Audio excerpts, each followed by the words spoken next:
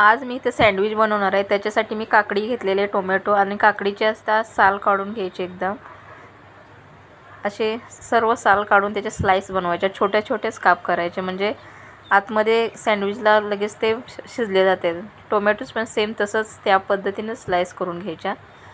बघू शकता मी या पद्धतीने स्लाइस करून घेतलेत। आता ही शिमला मिरची घेतलेले, त्याच्या आतील बिया सगळ्या काढून घ्यायचे आणि ह्याचे पण गोल गोल स्लाइस करून घ्यायचे। छोटी शिमला मिरची असेल किंवा चालेल, किंवा बारीक तुकडे जरी केले तरी पण चालेल।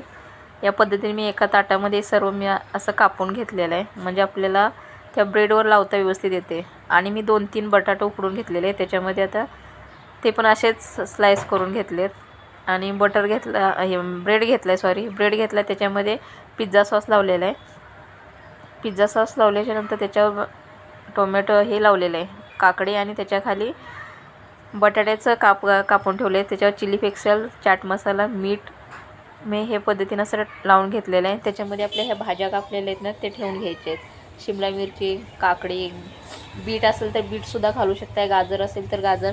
मी काय टाकलेलं नाही बीट आणि गाजर, तर मी टोमॅटो आणि हेच टाकलेले, शिमला मिरची आणि बटाटा। त्याच्यावर मेयोनीज टाकलेले, तर चीजचे स्लाइस असे तुकडे करून ठेवलेले आहेत। बघू शकताय त्याच्यावर दुसरा ब्रेड लावून त्याला पण सेम तसंच केलेलं आहे। आणि सँडविचच्या साच्यामध्ये बटर थोडं लावून असं ब्रशने किंवा चमच्याने असं पसरून घ्यायचं, म्हणजे कसं सँडविच तो आपला ब्रेड जो आहे ना तो खाली चिटकत नाही। तर या पद्धतीने बरोबर साच्यामध्ये असं ठेवून घ्यायचं आणि गॅसवर स्लो गॅसवरच भाजून घ्यायचं, आलटून पलटून, नाहीतर तो खाली लागेल।